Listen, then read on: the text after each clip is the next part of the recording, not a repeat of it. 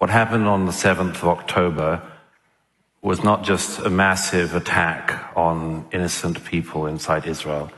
It was the equivalent to about 6,000 Canadians being massacred and burned in their homes in one day.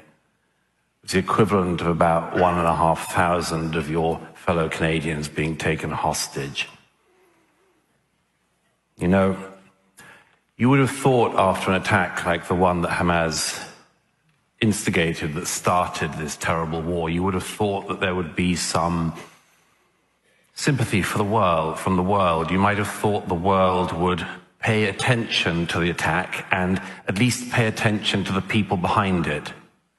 You might have expected, like me, that there might have been a worldwide opposition to the terrorists and rapists and murderers of Hamas.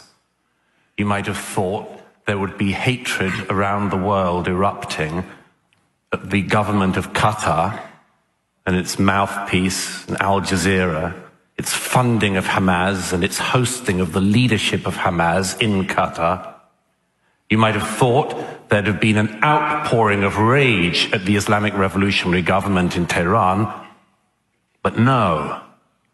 There was an immediate outpouring of rage against the state that had been attacked.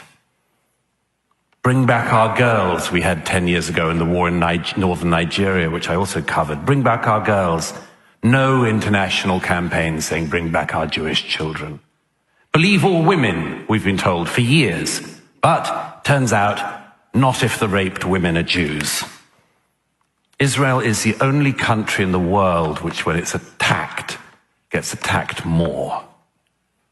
You know, the interesting thing about anti-Semitism is, as my late friend Jonathan Sachs said, it's a shape-shifting virus. It moves across the centuries. When you could hate people for their religion, the Jews were hated for their religion. Then you couldn't hate people for that anymore, so people hated the Jews for their race. And then after the 20th century, people realized that wasn't such a great idea either.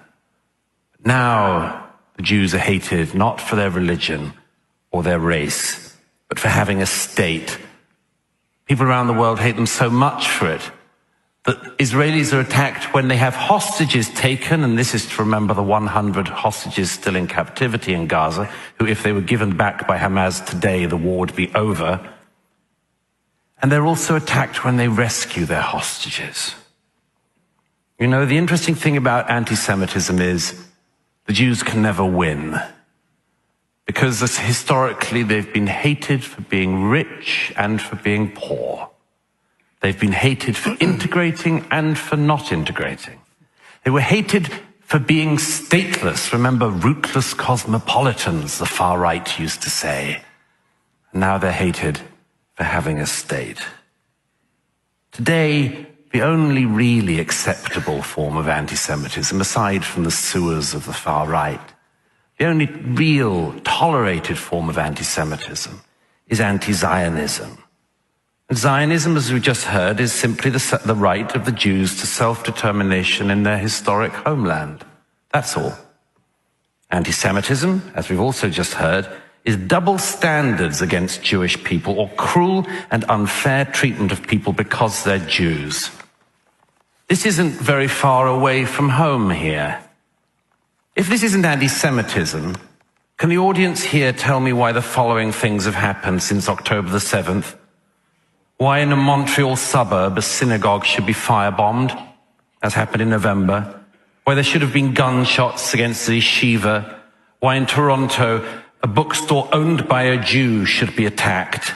Why a Molotov cocktail was thrown through a Jewish community center in Montreal? Why a Toronto Jewish deli in North York was firebombed? Why in Toronto the Orthodox synagogue was vandalized? Why in Toronto 2 men opened fire the other week on a Jewish girls' school?